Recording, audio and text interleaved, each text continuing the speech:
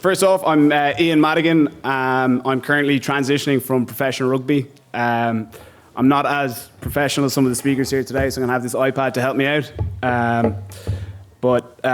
Look, professional rugby is all I've known for the last 15 years. The last time I was actually in Toronto was playing for the Irish national rugby team against Canada in a tightly won game by us. But it was a great experience coming over here, and I remember when the tour finished, I said if I get another opportunity to come to Toronto to make the most of it and stay for an extra few days. So I'm certainly going to do that, and my wife's flying over on Friday, and we're going to be full tourist mode for a few days, going down to Niagara Falls.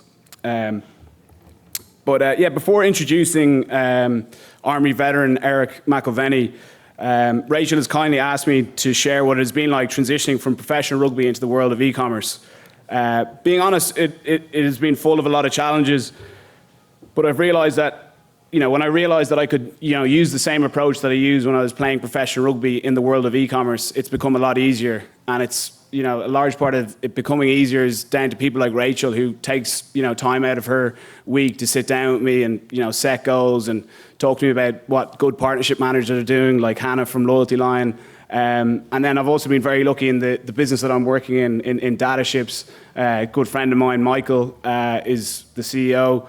We were in school together. Didn't share too many classes together, mainly for the grading system that was in the school we were in, and just to avoid any doubt, that was me straggling behind.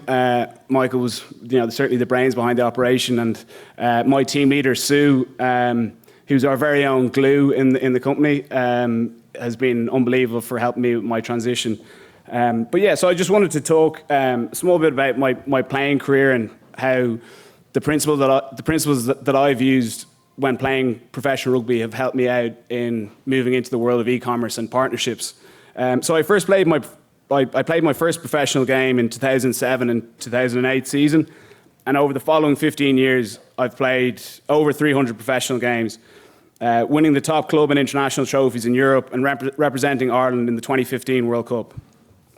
I'm the only player who's played in the top leagues in Ireland, England, France, and Northern Ireland.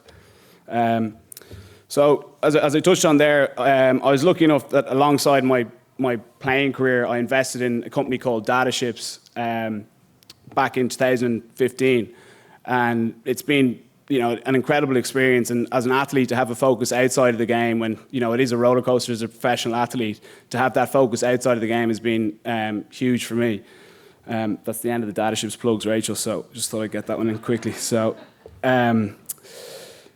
respect. When I first started off my career, being honest, I was obsessed with winning trophies, medals, individual accolades like Team Player of the Year, Golden Boot. But as my career went on, that changed. And, first off, my focus changed from winning trophies to earning respect from my fellow teammates. And I found that was gained from being selfless, working consistently, helping other players, and being more of a team player. A turning point for this came 6 years ago when we had a huge home game coming up that weekend in the top European competition in front of a packed home crowd of 50,000 people. And I remember I was left out of the match day 23 and I was fuming. I certainly thought I should have been starting. When that happens, your role very much changes. You go from potentially preparing for a massive game to then you've got to replicate what the second team are doing. Which is a tough role. And I thought the best way to show my disappointment of being not selected was, dragging my heels and putting as little effort in as possible.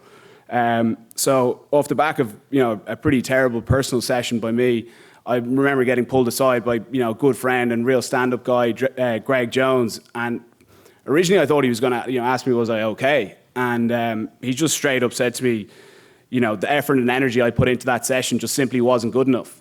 And it did shock me, and he went on to explain that other players were looking up to me as a previous international, and I had the ability to turn the second team into something special.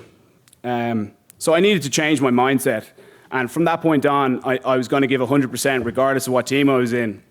And I began to really enjoy the camaraderie within the second team, and realised that a lot of the players that were in that team were just simply lacking in confidence. They had all the talent of the first team players, but they just didn't have the confidence to get out and execute. So I started doing extra video analysis sessions with them, extra skill sessions, and looking, to talk to them and build their confidence up one-on-one.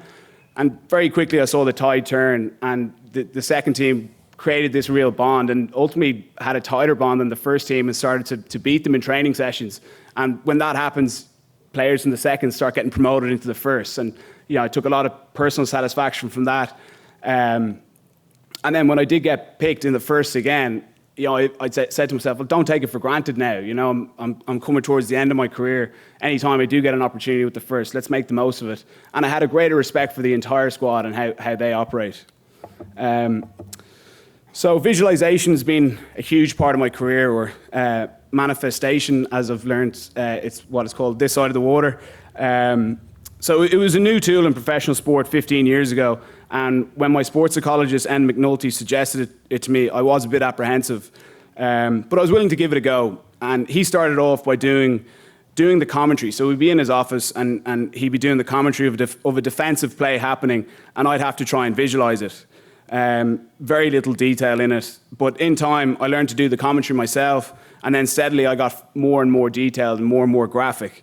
So I'm going to give you a quick example. I know you all love a bit of detail and data. So so if you can try and visualize it as I'm going along, and you can get an experience of the detail that goes into professional rugby or just professional sport. It's special in Toronto. You can see, I think there's like 5 or 6 professional teams here. So I'm sure some of the homegrown people follow some of those. So my team is defending a line out. The forwards are organising themselves. I'm getting in position early and counting the number of attacking players the opposition has. I'm communicating with my outside backs.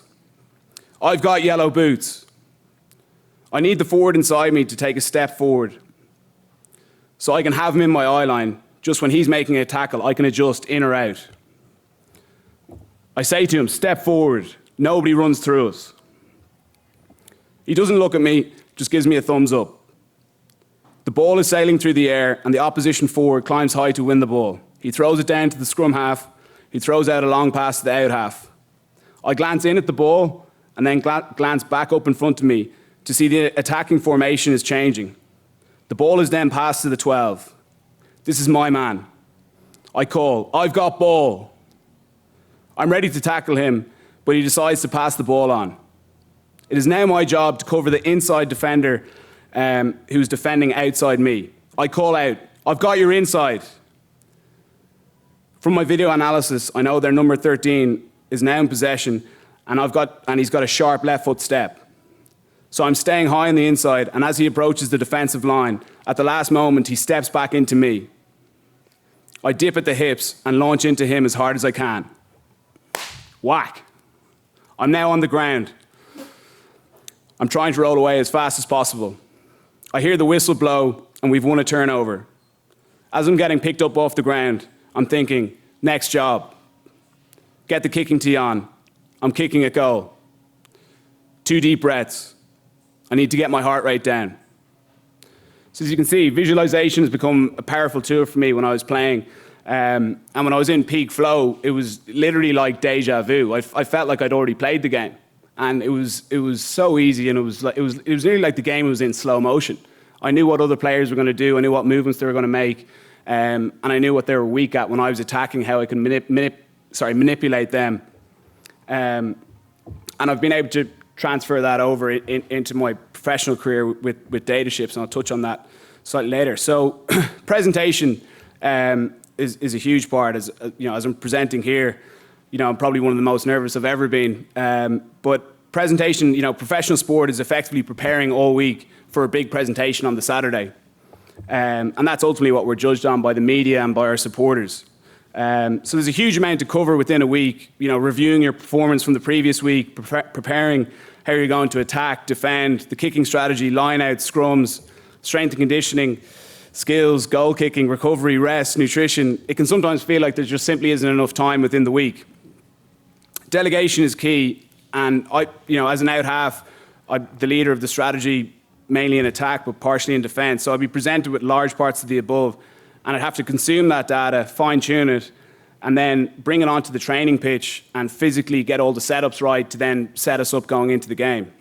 So all week you'd be preparing a certain way for how you think the opposition are going, what they're going to throw at you from an attacking perspective, and what defense you're going to come up against when you're attacking against them. But quite often, you could be 20 minutes into the game and all those plans have gone to custard. The plan has changed because the opposition have changed the way they're defending, and they'd be taking a goal kick, and you've literally got 60 seconds to get 15 guys on a new hymn sheet and playing a new game plan. And ultimately, if you don't do this, you'll lose. But in a sporting sense, you either adapt or you die. When people say that a week is a long time in professional sport, I'd certainly agree with them. And as you can all see, my wrinkles can show that. With that, there's a short-term focus that in professional sport and rugby that very much gives you a survival mindset. And during my rugby career, I often just look to get through the day because it's so physically taxing. I'm not thinking what's going on tomorrow or what's going on next week, or there's such a heavy focus on the team that you're playing that weekend. You can't think, oh, we've got a huge game coming up in 4 weeks' time. You've got to win the one that's in front of you. But with that, I'm now in a different role where I've got a plan for 90 days, and I've found that really difficult because my previous max of planning was 7 days. So I don't know what that multiplies by, but it's a good probably 12 or something like that. So,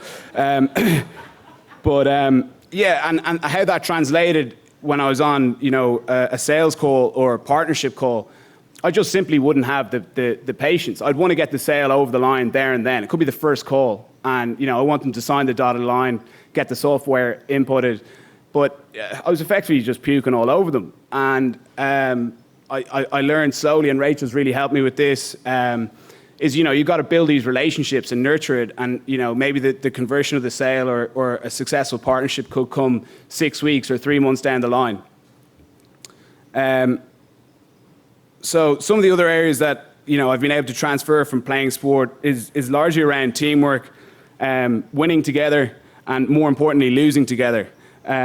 Like being accountable when the targets aren't hit, and really avoiding using excuses, and ultimately putting up your hand and saying, I could have been better. On the flip side of that, when I get a big sales win, being able to attribute it back to the team and say, well done to the back end guys, well done to the front end team, well done to the wider group for creating the sales collateral that I can use. So, as I said there, like earlier in the year, I was a bit lost, and I didn't really know the direction I was going in. I was kind of putting fires out on a daily basis with no real, plan. And Rachel sat down with me and encouraged me to use the pillars that I relied on when I was playing professional sport. And these now, it's basics done well. So for me, it's doing them well and becoming a foundation of what I do. So planning, time management, attention to detail.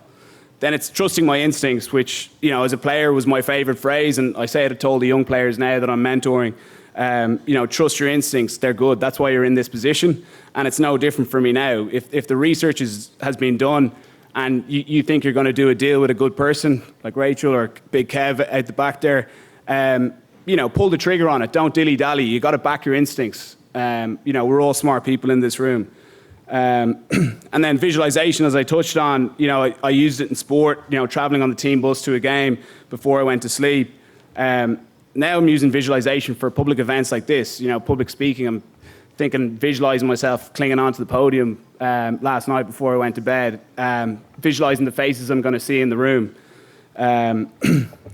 So for me, it's an absolute honor to be able to speak in an event like this. And my main role is to introduce Army veteran Eric McIlvenny.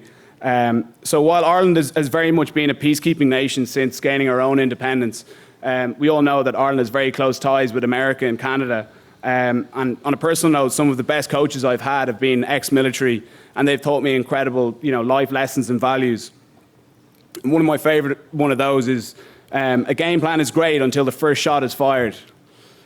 Then everything changes and you have to adapt. So I had the pleasure of getting to know Eric in the lead up to speaking here today. And his story is just truly inspiring, and I can't wait to sit down amongst you and hear it. But I feel, Eric, you've found your I really mean this. You know, you've found your true calling in motivational speaking and resilience. And regardless of your injury, you have a very special gift in being able to relate to everyone's daily struggles in life. What you've achieved in life has been amazing. The triathlons, Ironmans, Paralympics. But ultimately, I know what means most to you, and that's your wife and 3 amazing kids. So I can't wait to hear your story. So I want a big reception. And without further ado, Eric McIlvenny.